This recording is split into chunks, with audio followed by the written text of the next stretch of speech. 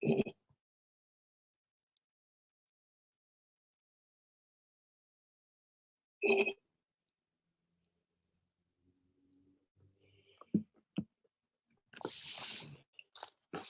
right, Shalom. I want to give all praise and honor and glory to Yahweh, Hashem, Yahweh Shai, Hashem, Yahweh Kodash.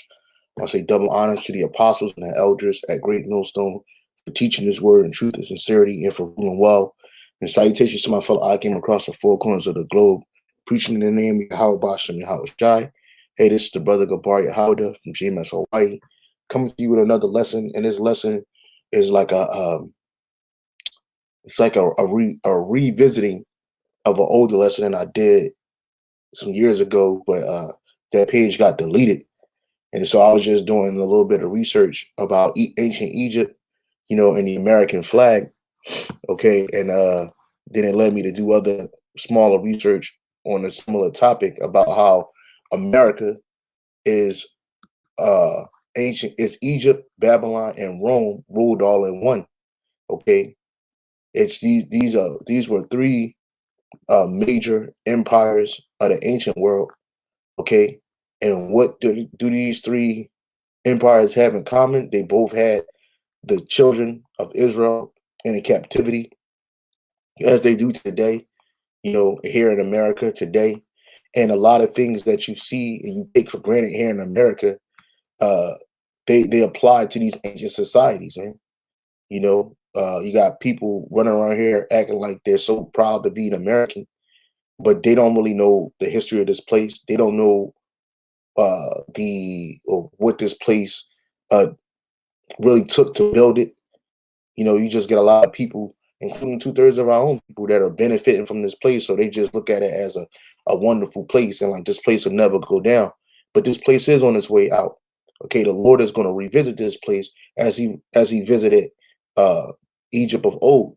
Okay, and so I just kind of want to do a little small history lesson, just about this topic. And I hope that brothers and you select Aqua that listen are edified. All right. So this is off of I am Egypt.blogspot, is entitled I am Egypt, Memories of a Distant Time. It says view a very old glory. It says on this day, American independence celebrating 236 years of freedom from the Kingdom of Great Britain. I thought it would be fitting to look at the origins of our American flag, which represents this independence so well. From the book of our flag, published in 1989 by the House of Representatives, it says the colors red, white, and blue did not have meaning for the flag when it was adopted in 1777, which in reality it did. And the reason why we say that is because the super elite that set this place up, okay, they were always on that ancient Egyptian vibration. You got what is it? Something Weishaupt. I forget his first name. Adam Weishaupt. They were into those so-called mystery schools, or what you call masonry schools. They were into all of that. And a lot of that focuses on ancient Egypt. A lot of that focuses on what Rome. you know. But the point of the matter is that this place America is spiritually Egypt. Even on the back of their dollar bill, okay, on the back of their dollar bill, you have what? The all-seeing pyramid, or all-seeing eye, right? Pyramid without the capstone. Okay, this is yeah, the back of the dollar bill. But I think Eisenhower had, he had authorized this to be built. So here it is, right here, for a place that's in the west, so far in the west, so far from Egypt.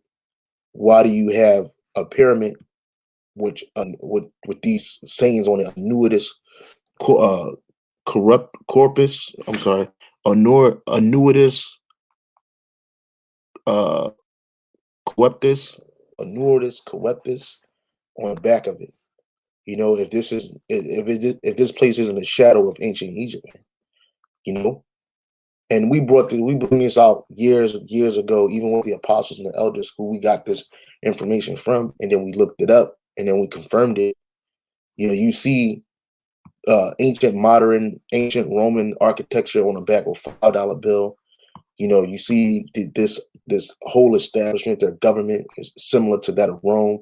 And again, there are similarities in these kingdoms, man.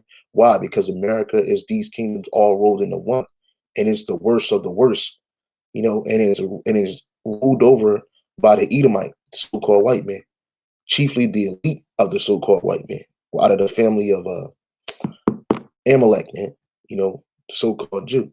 But again, this is being America. Why do they have this set up here? What is this? Novus Ordos Seclorum. I forget what it says. New World Order, something like that. And Newis Corruptus, Coeptus. Let me see what this means. I knew it.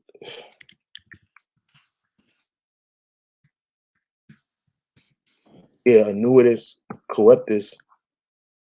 Well, they got Egypt. I ain't even put Egypt, it just said it. Annuitus Coeptus is Annuitus Coeptus. I'm just waiting for it. It says it's one of two models on the reverse side of the Great Seal of the United States, and that's another thing too. That this pyramid is a Great Seal of the United States. But when you bring it up to the average Joe, they can't draw the two correlations. They don't see it.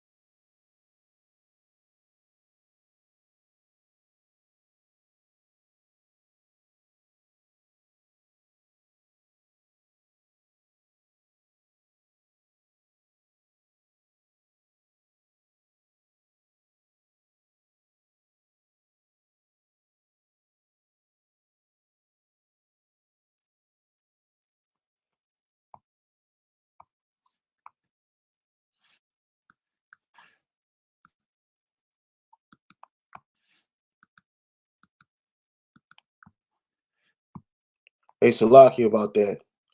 For some reason, this it said my internet went down. It said my internet went down. So that's the reason why I wasn't on. This is crazy. This is nothing but fucking devil, bro. You suck, bro. For real, man.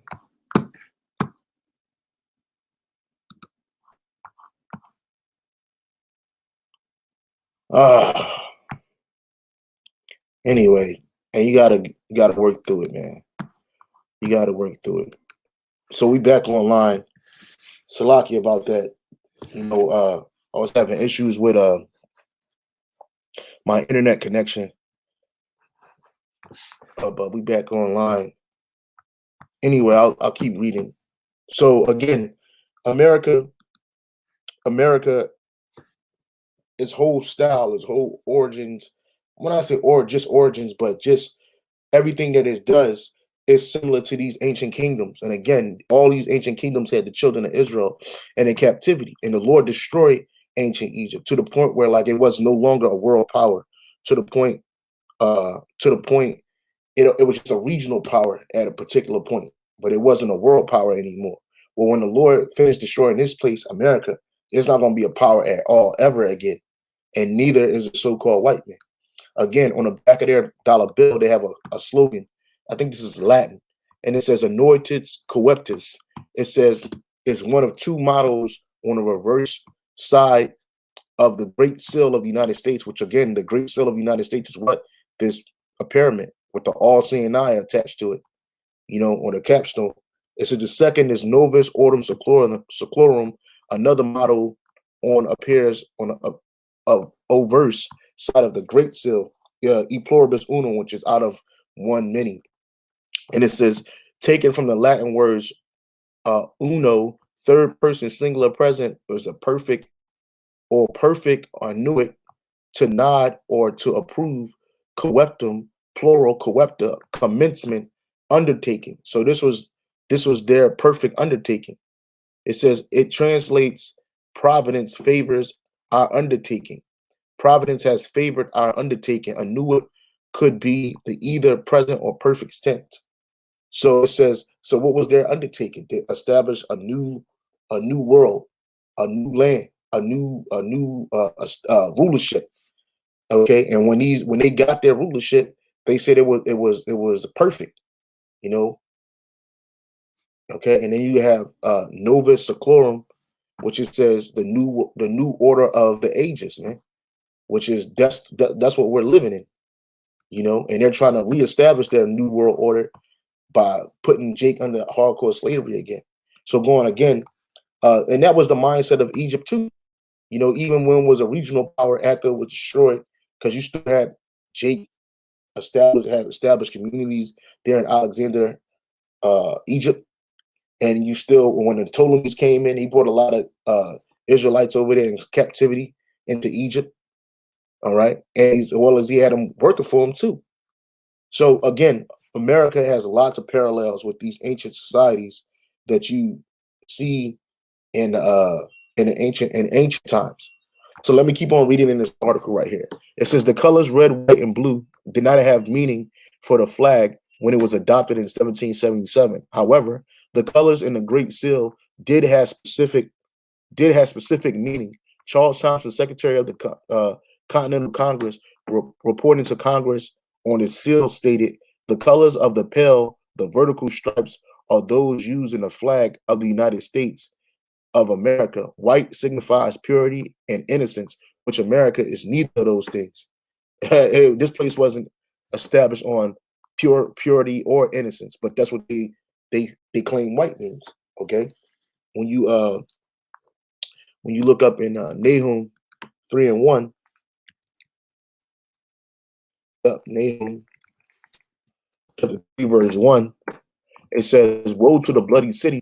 It is full of lies and robbery. The prey departeth not." So America was established on the blood of the children of Israel, man. The so-called Native Indians, which was the tribe of Gad, Reuben. Okay, the so-called Mexican, which is the tribe of Issachar. The so-called Negro, which is the tribe of Judah, and really all the tribes blood have been shed in this place, man. And it's still being shed to this very day, and even as we speak. This is Habakkuk 2 and 12. Habakkuk 2 and 12. Woe to him that buildeth a town with blood and establish a city by iniquity. And that means woe meaning destruction to a person that does such a thing. Behold, is it not of the Lord of hosts, Yahweh Bashem Yahushai, that the people shall labor in vain in the very fire, and the people shall weary themselves for very vanity. And that's what America is all about. You know, wearing yourself out for vanity. And so again, it says white signifies purity and innocence. You know, and again, you look at the establishment of this place, it wasn't about innocence. It wasn't established on purity. And you can tell today it's none of those things. Red, hardiness and valor, and blue, the color of the chief, the broad band above the stripes, signify diligence, perseverance, and justice. Also, this form of this from a book about the flag published in 1977 by the House of Representatives. The star is a symbol of the heavens and a divine goal to which man has aspired from time immemorial. The stripe is symbolic of the rays of the light containing from the sun. It is interesting to note that in ancient Egypt, this is the comparison. It is interesting to note that in ancient Egypt, the colors red, white, and blue were very significant in that they represented royal dominion, and that's exactly what modern day America colors represent, man. Back then, you had the red, white, and blue. These were different colors of the crown or the noble families that were ruling in Egypt. All right. And it says they were the colors of the main crown worn by both Pharaoh and God, which this man, he thinks that today. He thinks he's that today. Okay. It says the white crown represented dominion in Upper Egypt. It was also called the Hajet. The roots of the white crown was originally worn in ancient Nubia and later adopted by Egyptians. The red crown of the Lower Egypt was referred to as the Desher. When both Upper and Lower Egypt were united, first under the rule of Pharaoh Narmer, both crowns were connected, with the domed white crown being placed in the open red crown. The double crown was called the pheasant. The blue crown, called the Kapresh, was the crown worn in battle. Pharaoh Amenhotep III is depicted in the sculpture wearing a blue crown. It says, I can't help but think that the red, white, and blue from ancient Egypt were the origins of the colors of our American flag, which it was, which they're not going to tell the average Joe that, because the average Joe is not going to look this up. And they're not going to draw the two correlations. All right. But it says, especially since many symbols of the American culture possess origins in ancient Egypt. You see, it says many symbols of American culture possess origins of ancient Egypt, right?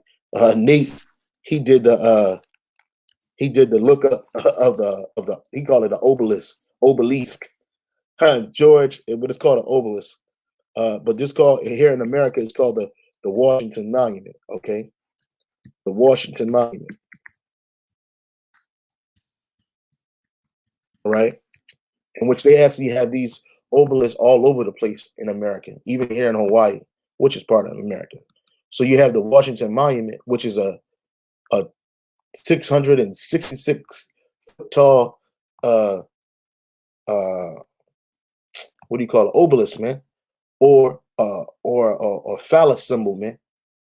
Okay, now this being America, and you supposed to establish these places on your own so-called principles. Why are you doing everything that they did in ancient Egypt? Why are you copying things that they've done in these different uh ancient kingdoms, man? If this is supposed to be an original place, because as the scriptures say, there's nothing new under the sun. This is Ecclesiastes 1 and 9. As the scriptures say, Ecclesiastes 1 and 9, the thing that have been is that which shall be, and that which is done is that which shall be done, and there is no new thing under the sun. Right. And so America clearly, copies or takes things from ancient kingdoms, and they established this kingdom. So even going into the whole Washington, that whole setup is set up on witchcraft. The whole setup, like the way where the Washington Monument is placed, to where the White House, to even in the Pentagon over there in Virginia, all of this is set up in a specific way. Why is that? Because they were heavy into witchcraft, man. Just like they were in ancient Egypt. Their power was from the left hand side. And so again, America is Egypt all over again. It says, and I'm just showing you proof through the scriptures and through pop culture or American culture, the similarities. All right. So it says, especially since many symbols of the American culture possess origins. So it possessed origins in ancient Egypt. All these different symbols that you see used here in America, man. Is it purely coincidental? Which is not coincidental. There's no such thing as coincidence. Okay, all things happen because one, Yahweh Shem ordained it, and two, because it's supposed to happen. Also, the stars on the flag remind me of the goddess Nut, who was the embodiment of the heavens, and you see it. You see it right here. Okay, and it says she is always depicted wearing a blue dress with white stars strewn all over it, kind of like the famous left corner of our flag. The study of the stars was integral in ancient Egypt culture, and they do the same thing here in America. They got it. They call them astrologists. Okay, and even on the left hand side, where they deal with their astrologers and prognosticators, which they're witchcraft. Let me see.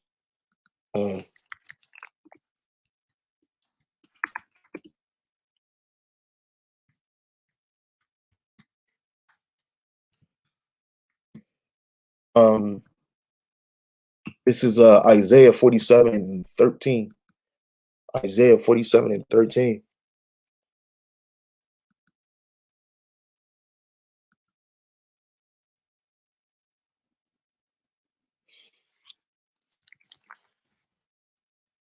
This is Isaiah 47 and 13. It says, "Thou art wearied in a multitude of thy counsel.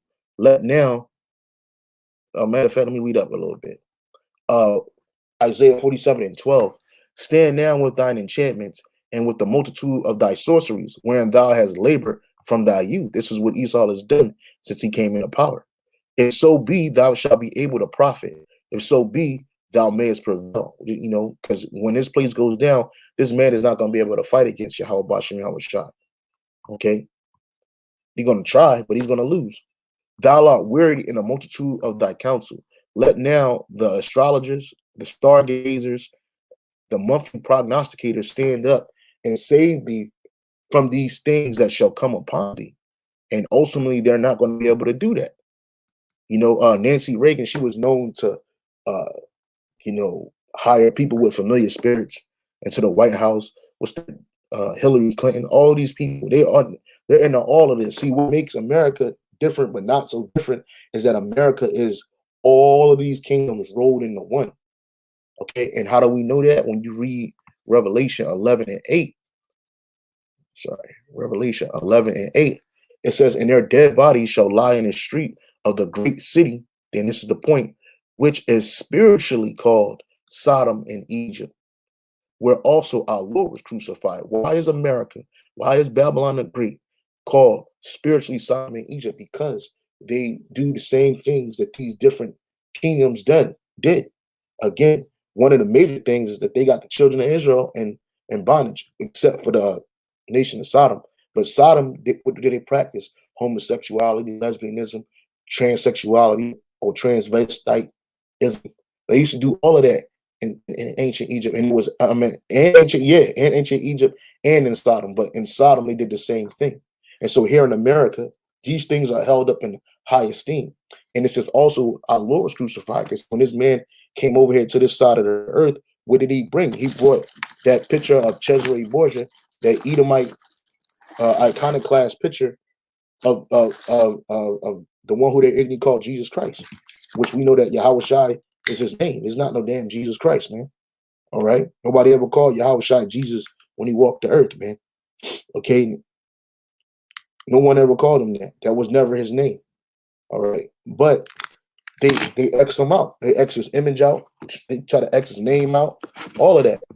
You know, over here, it was primarily done here in America, man, in the Americas and in North America. Okay, so I can't. Just bear with me. I'm trying to put something incense up. But yeah, America is spiritually that place.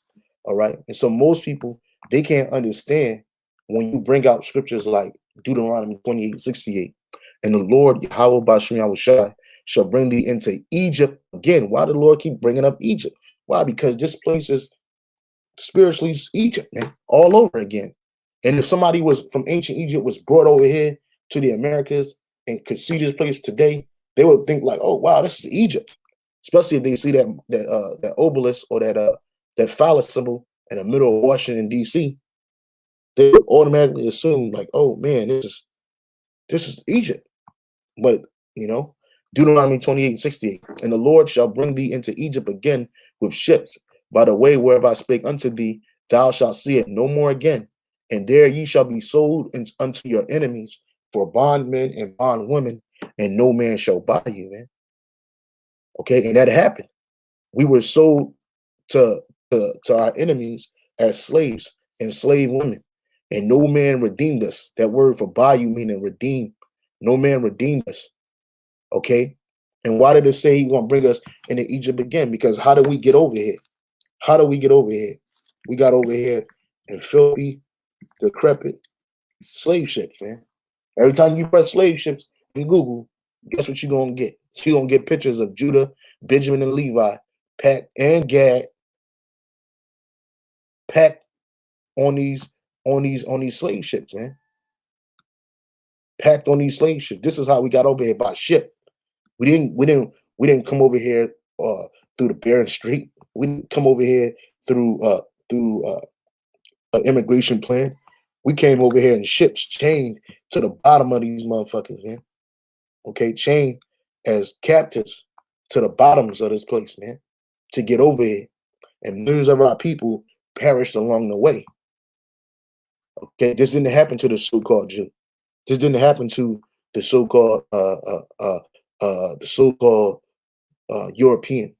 He didn't go in his captivity and ship. How did they? When did they serve? They always bring up what is that? The Holocaust, 1945. That whole situation, but they never draw the parallels between the early parts of the scriptures where it prophesied about this thousands of years before it ever happened, man. Okay, right, and it didn't happen to Hamites. It didn't happen to none of these other nations. It happened to Israelites, man. We were brought over here as cargo. We were treated as cargo. We were treated as somebody's property, man. You know, we weren't looked at as equals. We weren't sent over here to be equal. This is the place of our bondage. America is not our rest. As the scripture says, this is not your rest, for it is polluted. You know, it will destroy you with its own destruction, roughly paraphrasing. So you had Jake over here in ships. That's evident, man. And you can't get America, these Edomites in politics today call us the America's greatest sin. But yet they ain't repentant from that. What they tell you? Oh, you don't get no money for this. You don't need no money for this. It's impossible for us to pay anybody that was had to go through slavery because they're not here anymore. That was over 150 years ago. You know, that's what they'll tell you. It was over 150 years ago. But meanwhile, the so-called Jew still ringing a bell about the Holocaust and getting paid. You know, these other nations, Japanese, got paid. You know, they haven't established any reparations for you, Jakes, because they don't care. You know, again, this is Egypt all over again. And it says, let me go back to this article. And it says, is it purely coincidental? Also, the stars on the flag remind me of the goddess Nut, who was the embodiment of the heavens. She's always depicted wearing a blue dress with white stars strewn all over it, kind of like the famous left corner of our flag. The study of the stars was integral in ancient Egyptian culture. The stripes symbolize the rays of the sun of the chief god of ancient Egypt, Amun Ra, or Re, whose rays in the form of hands are also depicted in ancient Egyptian art as giving light, life, and power. I just thought these coincidences were all too interesting not to share. And then I had scrolled down and somebody left a comment in 2018 and it says, nothing new under the sun, or the son of man, Mystrium Egypt, as America, the second Egypt, a burden, which it is. It's a burden for us, for the Israelites. All right. This place, we're still in captivity to this very day. Even though, it looks like you think you have it don't even look like you're free, but you have a delusion that you're free. But in reality, we're not free down here, man. It's Jeremiah 50 and 33. Jeremiah 50 and 33. It says, thus saith the Lord of hosts. It says, the children of Israel and the children of Judah were oppressed together, and all that took them captives held them fast. They refused to let them go. Where was the last time that the northern kingdom, the children of Israel, and then the southern kingdom, the children of Judah, were oppressed together? When was that? That was in ancient Egypt. And now in the modern day Egypt, we are pressed together here and other places in the world where we're scattered at. And it says all that held them captive, held them, all that took them captive, held them fast. They refused to let them go. And that's what America does. America don't want to let Jake get the hell up out of here. Just like the Lord hardened Pharaoh's heart so he wouldn't allow us to leave. He's doing the same thing that Edom, which is the new Pharaoh. Okay. Which is the new Pharaoh. And they didn't want to let us leave, man. Here it is. They talk about we're such a blight on society. They got all these programs to destroy us. They set up this Planned Parenthood to kill our children in the womb. They set up this plan. They set up these drugs. They give you They give you homosexuality like it's a overflowing cup. They give you all of this stuff here, but yet they don't want you here. But you won't let us go. It's easy to tell somebody, oh, just go back to Africa. First of all, we ain't from Africa. We ain't Africans. We might have lived there for a while, but we were dwelling there as refugees from our original homeland, which is Israel. Okay. So this is this is the article that I used like a year or two ago, and it was really to the point. And this is America is Egypt, literally. Here's actual proof, and it's from unveilingtruth.worldpress.com. It says, are there really distinct similarities between America and Egypt? Here's proof that there are so many similarities you may have never known. All right. And this is the map of ancient Egypt. When you first look at the modern Egypt today, what do you see? What sticks out?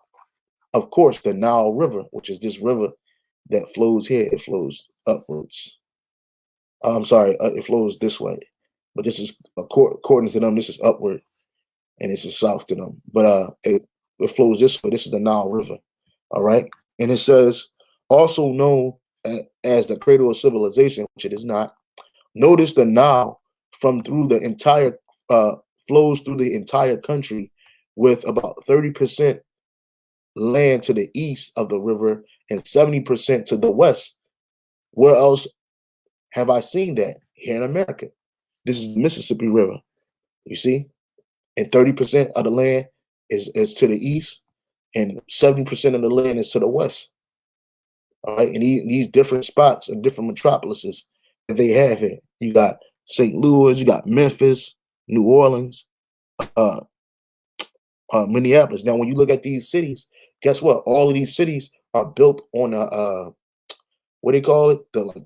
It's built on near the water, near this water source right here. Okay, St. Louis is on a river. Mississippi is on a river. Okay, New Orleans is on a river. All right. And it says, the Mississippi, known to America as the cradle of American civilization. Now, how about 30? Now it says, note how about 30% of American land lies east of the river, with the other 70% west. Also note how the Mississippi pretty much divides the entire nation, just as the Nile divides the entire nation of Egypt. You see? You see? This is Memphis right here. All right. And it says, Also note how Mississippi, okay, I just read that. But that's not all. It says, notice a city in Egypt that lies directly on the Nile called Memphis. Where have I heard that before? And you see Memphis right here. It says, also note that Dojer's step pyramid and Saqqara and the pyramid of Giza pictured above, which aren't too far from Memphis, Egypt. The other city happens to sit on a river. It says what other city happens to sit on the river, and it says Memphis, Tennessee. Memphis, Tennessee, and there is a pyramid in Memphis, Tennessee, just as there is in Memphis, Egypt. And again, most people, when you see this, they're not going to draw the parallels. They're going to be like, oh, that's nothing. But wait a minute, this is America, right? This is a so-called Christian country, a Edomite country, a white man's country, so-called. Why you got stuff from ancient civilizations posted up, and why you recreating all these different things, such as the pyramid? Because you got a pyramid in Las Vegas too. You got pyramids, and you got a pyramid in Memphis, and it's sitting right on a river. So again, if somebody was transported from ancient Egypt and they came here, they would assume that they were in a modern version of Egypt for them, man, because this is Egypt all over again. All right. And it says, and of course, a pyramid with a statue of Ramses the Great right in front of it. And you Edomites, you don't go back to Ramses. He's a Hamite. You know what I'm saying? He's a straight up fucking Hamite. You don't go back to him. Why do you got this here? Because this place is spiritually Egypt. And we're drawing a correlation so you can understand. And it's just for like, I know that the majority of the brothers on Aquaf that might watch these videos, you're already hip to this, but you got new people that watch the videos, man. All right. And it says, and this pyramid just so happens to lie on the Mississippi, just as the pyramid of Giza lie on the Nile. You see it right here. No coincidence at all. Again, there's nothing new under the sun. All right. And one of the brothers, Tazakaya Yahweh, just said the Mississippi River runs through Cairo, Illinois, as well. Again, you got all these different names that go back to ancient Egypt, but they're here in America. It says, but there's still more. Where else do you see the Sphinx pyramid together like this in America? Right here in Las Vegas, Nevada. The phallic obelisk right next to them. Wow, no coincidence there. But that all? And it says right here, as we can see in this authentic Egyptian hieroglyphic, and according to the story of the Exodus, the Hebrews, also known as the children of Israel, sojourned in Egypt 430 years and were enslaved for 400 years. The word of, it says Yah, but his name is Yahweh, while Yahweh Shai. The word of Yah I don't want to use it. The word of Yahweh, Bashim Yahweh Shai, tells us in Deuteronomy 28 that the children of Israel will be brought again to Egypt in ships and will be enslaved there. It didn't say for 400 years. This is going off. And I'm just going to stop there and enslaved there. All right. And so these are different parallels, man. It's, as you can see in the American, well, this is something else. So that's the parallel between Egypt and America. This is Second Ezra chapter 15, verse I'll start at 8. I will hold my tongue no more as touching their wickedness, which they profanely commit, neither will I suffer them in those things in which they wickedly exercise themselves. Behold, the innocent and righteous blood cry unto me, and the souls of the just complain continually. And therefore, said the Lord, I will surely avenge them and receive unto me all the innocent blood from among them. So the Messiah, Yahweh Shai, is going to get vengeance on you for what you've done to his children. Just like he did Pharaoh, man. Utterly destroy that motherfucking place, man. Behold, my people is led as a flock to the slaughter. I will not suffer them now to dwell in the land of Egypt. And this is not talking about Egypt and Africa. This is talking about America. But I will bring them with a mighty hand and a stretched out arm and smite Egypt with plagues as before. Why did the Lord say he's going to do that before? Because he did it before to ancient Egypt. He's doing it now to this Egypt. And this is just the reason why you got the corona going crazy. And then you're going to have more plagues popping up. You're going to have more things, catastrophe hitting this place. And with all that, Esau's still not going to say, well, this is because of what we did to the Lord's people, and you can't give us no amount of money to make it right with the Most High, man. Your blood's going to be shed for that, Esau. All right. Behold, my people is led as a flock to a slaughter. I will not suffer them now to dwell in the land of Egypt. But I will bring them with a mighty hand and a stretched out arm, and smite Egypt with plagues as before, and will destroy all the land thereof. So the Lord's going to destroy all the land. So let's go to the next one, Babylon. This is this is it says 4 plain proofs America is Babylon plus 6 objections answered, which I'm just going to read what it says about the proofs. It says Babylon equals Babylon, mystery Babylon equals America. It says, if you ask most Christians where America is in the end times Bible prophecy, they will either say that they have no idea or that they were taught that America is not there. And you see, that's how you know these so-called Christians, they don't know what the hell is going on. Okay? They don't understand because these scriptures weren't broken down to them so that they can understand it properly. Plus, they ain't the prophets of the Lord.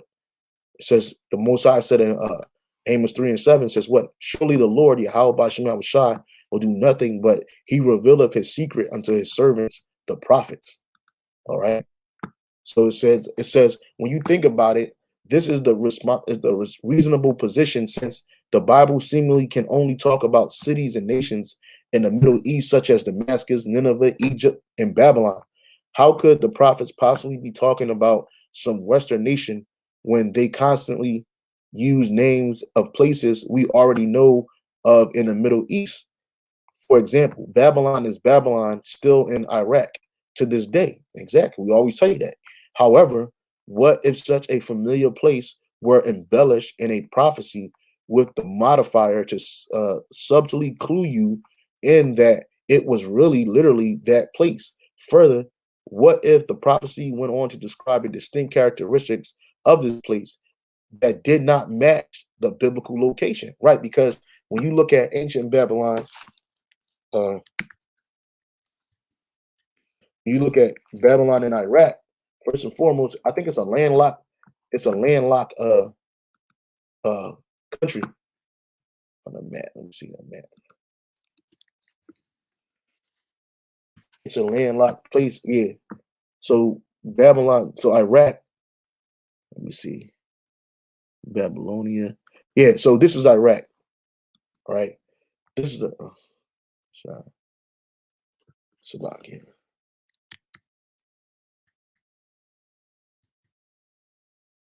So this is a map of Iraq. It's not that good. Salakia. All right. So this is a map of what you call modern day Iraq. Okay. And in modern day Iraq, right here, this is better. Modern day Iraq, okay? And Babylon is in modern day Iraq, man. And one, it's not a port city. It's not a port city, but America is a port city. America is a great city. When I say a great, I'm talking about it's a big city. That's all it is a huge fucking city. But ancient Babylon was landlocked. But yet it said that in a mystery Babylon that um ships would bring over merchandise, man. And when this place is destroyed, how they gonna be baiting in the sea or waiting in the sea, watching this place be destroyed, man. So yeah, this is a good picture too. It says Babylon. This is Iraq. So Babylon is in a pretty much almost in the middle of Iraq, man, and it's landlocked. Bam, bam, bam, bam, bam. It got a river. It got the rivers Euphrates and the Tigris River flowing through it, or on either side of it. You know, Ur of the Chaldees. This is where our forefather Abraham came out of, because this used to be called Mesopotamia in the ancient world before it was changed to Iraq by the so-called white man. All right. So again, we know that when it's talking about the destruction of Babylon, it's talking about America. And there's no other place like this place on earth. That's why everybody want to come here. It says, for example, Babylon is still in Iraq to this day. However, it's such a familiar place where embellished in prophecy with a modifier to subtly clue you in that it was not really literally that place, which that's why the scripture says it's full of allegory, symbolism, and dark saying, man, because not everybody can get these dark sayings. Let me see if I can find that in the scriptures.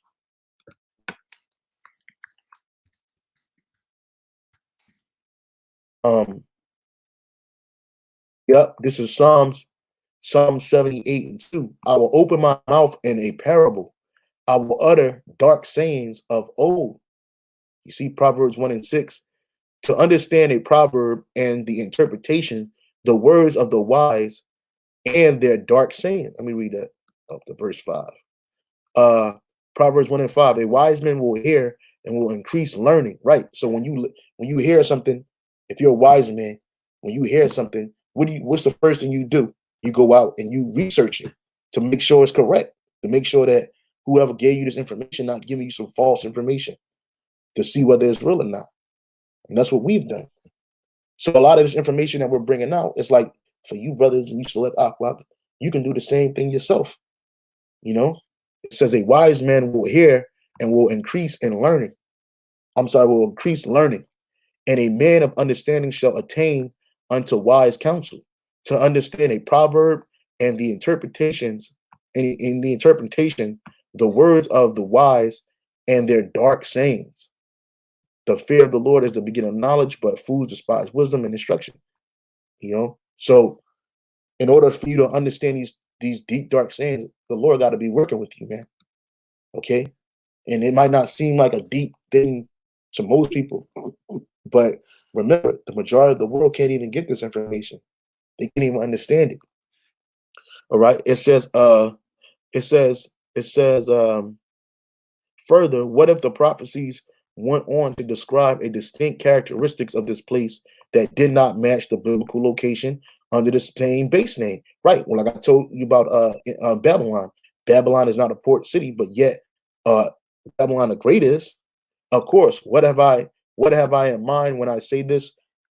This is when I say all this is this prophecy, Revelation 17 and 5. And upon her forehead was the name written, Mystery Babylon, the great mother of the harlots and abominations of the earth. It says, and her forehead, oh, this is a different version. And her forehead was a cryptic name, was written Babylon the Great. And as a cryptic name because it wasn't given to everybody to get this understanding. Hey, what did Yahweh Shai say to the disciples? He says, they asked him, why you speak in parables? He said, because it's not given unto them. Get that.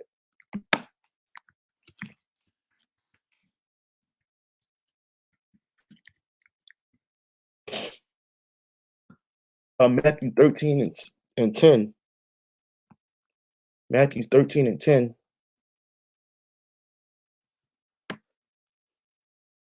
Just trying to get this thing to work properly. Let me see how long. Oh, yeah. Okay. Matthew 13 and 10. Matthew 13 and 10, it says, and the disciples came and said unto him, why speakest thou unto them in parables? And he answered and said unto them, because it is given unto you to know the mystery of the kingdom of heaven, but to them it's not given. Okay, and it's the reason why you ask the average Christian about Babylon the Great, okay, and different things about that pertain to the scriptures, they can't give you no breakdowns, man. It wasn't taught to them because their pastor and their deacons and preachers in these churches, they're not teaching the congregation this stuff, man. They teaching their people everything's going to be all right. God wants you to prosper, that the name of the Heavenly Father is God and his son name is Jesus. And so you got to call on that name if you want to be granted salvation. Matter of fact, you got to give your life to him, not the other way around, as it says in the scriptures, where you have not chosen me, I've chosen you. You know, the Father have to give you to Yahweh Shai. You can't come to Yahweh Shai on your own and be like, "Oh, I'm one of yours." No, it don't work that way. Babylon, it says 60 characteristics of the mystery Babylon. The mystery Babylon does not refer to Iraq. I'm sorry, the mystery Babylon does not refer to Iraq. It is born out of very well when you look at all the details found in Revelation 17 through 18 and a parallel prophecy such as Jeremiah 50 and 51. There are dozens and dozens of details about mystery Babylon found in those chapters. Thankfully, a researcher by the name of Rick Kumis, which they took this video down, has put together a book and research on the prophecies called America the Babylon. If you want a brief summary points in this book, it's 60 Reasons article. You can also watch the video presentation of American Babylon. It says one, I just said it, deep sea port. It says, for example, the prophecies indicate that the mystery Babylon is a major port city with a deep sea water port, which it got more than one. It says, Revelation 18, 17, and 19, for in a single hour such fabulous wealth was, it says, destroyed, and every shipmaster, seafarer, and sellers, and all who do business by the sea stood far off as they watched the smoke from the burning and kept crying out, who is like the great city? And they threw dust on their heads and kept crying out, weeping and mourning, woe, woe, woe, great city. And where all those who have ships on the sea became rich from her wealth. Right? America is a port city, man. You know, you look at all the port cities in America, there are plenty, man. There are plenty, they're plentiful. Okay, it says, where are the biggest 10 US ports? Port of Los Angeles. Port of Los Angeles is isolated in San Pedro Bay and of the western US state of California. The Port of Long Beach, the Port of New York and New Jersey, Georgia ports, ports of Seattle, Tacoma, ports of Virginia, ports of Houston, South Carolina ports. Okay, look at all these ports, man. America is a port city. This place is a port city. So it says ports of Tacoma, ports of Virginia, ports of Houston, South Carolina ports, Port of Oakland, Port of Miami. Okay. So there's lots of ports. And I think even Philadelphia has a port. You know, this place is a port city, and you see these different the top 10 US ports, man. You see what do they ports bring in? They bring in goods and things from these different nations around the world. And this is how these merchants became rich, man. You know, from our delicacies, man. From our delicacies. All right. It says, it says right here, it says, Combs, the passage tells us that the merchant ships are standing off the shoreline of Babylon. These ships have either just unloaded in the port city of Mystery Babylon or were waiting to dock when a fiery judgment hits. Exactly. You see? These ships, captain, crews, and passengers are witnesses to the destruction. Question, why would these folks be standing on deck of a merchant ship unless they were port facilities in the city? Answer, the city is a port city, and America is a great city. That's why we're all citizens, okay? America is a great city. This is the reason why everybody here is a citizen of America, pretty much. It says, and there were port facilities in the city. Answer, the city is a port city in this day and age, especially by virtue of the list of commodities that are traded in Mystery Babylon. See Revelations 18, 11, and 13. One thing can be noted, the city to have this kind of it says, the city to have this kind of merchandise coming by ships must be a deep water seaport city. Why? For ships of today to bring such merchandise requires the ships to be large commercial freighters. These ships require deep water ports facilities to dock and unload and load. They must have a harbor with large depths. Now, there is a problem for the Rome equals Babylon theorists. Rome is not a deep water seaport. Exactly. Nasty Nas. Imperia, ancient Rome, we are told, must be the only literal interpretation. However, ancient Rome was not a seaport either. Rome is landlocked. And that's why, because they're all spiritually these different nations, man. All right. Number two, top financial military. Other famous candidate cities may be the cities of Dubai are still ruled out by the details of Mystery Babylon's great military. And what does America have? Great military and great financial power. The dollar is the hegemony of the whole financial world right now. Okay. All right. In order to buy oil and commodities, you got to use that damn dollar, man. That American dollar. And then military is it may not be the largest, but it's the most technically advanced military on the planet Earth, man. All right. Overall, it says Babylon the Great's military and financial power over all the kings of the earth. Bear in mind that whoever Babylon is, its sudden disappearance is devastating to the world economy. And look what's happening right now with the corona.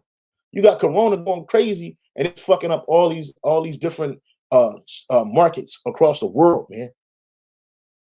Okay, look at, and especially now that it's hit America. So what you think is going to happen when this place is destroyed? It's going to ripple through the whole world. All economies are going to fall apart, man. They all going to fall to pieces, man. All right. It says, bear in mind that whoever Babylon is, a sudden disappearance is devastating to the world economy to the point that no one buys the merchant good anymore, right? Because when when the kingdom of Israel is established, we're not going to be purchasing this shit. We ain't going to want none of this trash. And these other nations, they're not going to want it because they produce it and get it up out of there. Because America is a consumer so-called nation. All right. So when this place is destroyed, these people are they're gonna be through, man. America is a chief economic power of the world. Look at it again. America is the chief economic power of the world, the greatest importer and infamously consumer of goods and resources in the world per capita. It has reserve currency, it has the reserve currency of the world. More on that below. You see? For proof number 3, Babylon must have a recognizable mother country. Oh, Jeremiah 50 and 12. Let's go to that real quick. You see, this is learning, man. This is learning.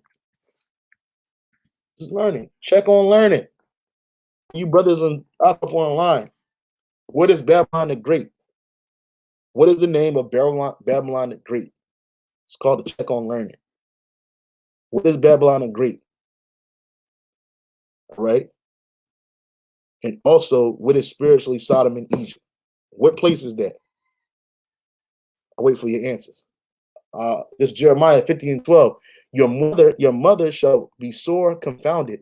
She that bare you shall be ashamed. Behold, the hindermost of the nations shall be a wilderness, a dry land, and a desert. Okay, which that's talking about America, man. Okay, this place is going to be a wilderness and a dry desert after the Most High destroys it, man.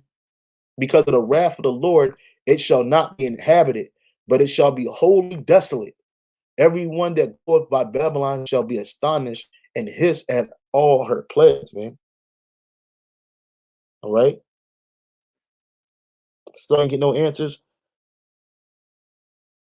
Nobody said, what is America? I'm not, I just gave the answer. But what is Babylon the Great in the Bible? What place is that? That was the question. Anyway, it says Babylon must have a recognizable mother country. It says, I just read this, Jeremiah 50 and 12. Your mother will be utterly humiliated. She who bore you will be put to shame. Look, she will be behind all the nations, a dry land and wilderness in Araba. It says, of course, unlike all the other countries named above, America has a clearly recognizable mother country, which is the answer to the question I had as a little boy when I was told we spoke English. Why do we speak English and not American? Yet Great Britain is the mother Babylon. You see, Jeremiah 50 and 12, the mother of Babylon. And that's why this place is called the daughter of Babylon. All right. That's why this place is called daughter of Babylon. America has clearly recognizable mother country, which is the answer to the question I had as a little boy when I was told we spoke English. Why do we speak English and not American? Yet Great Britain is the mother of Babylon of Jeremiah 50 and 12, which daughter Babylon came from. Great Britain will watch as her closest and most powerful ally is destroyed in a single day. And how is it going to be destroyed in a single day? By nuclear missiles, man. By nuclear missiles. The national symbol of the U.S. and the UK, Daniel 7 and 4. The first beast was like a lion, but had eagle's wings. I continued watching until the wings were torn off. It was lifted up from the ground, set on its feet like a man, and given a human mind. America's symbol is the eagle. Great Britain's national symbol is the lion. A lion whose eagle's wings are plucked literally pictures the destruction of America, since the eagle's wings cannot survive without the body, but the lion can and does survive. In fact, the same beast reappears later in Revelation, with the lion still there and the other three beasts of Daniel 7, but no more trace of the eagle. It is dead and gone, destroyed after the UK is transformed, elevated, and given a new mind. Which no, the UK is going to be destroyed too. How about that? Your whole system is going to be destroyed, Esau. All your shit going to be destroyed, man. Babylon is religious, political, economic system. And then it goes on. Babylon is a city, not a nation. And America is a city. America is a city. They call it a nation, but it's really a city. So those are just the objections. So that was dead on that, basically that right there. And the last portion I have is I'll do this. What are the parallels between America and ancient Rome?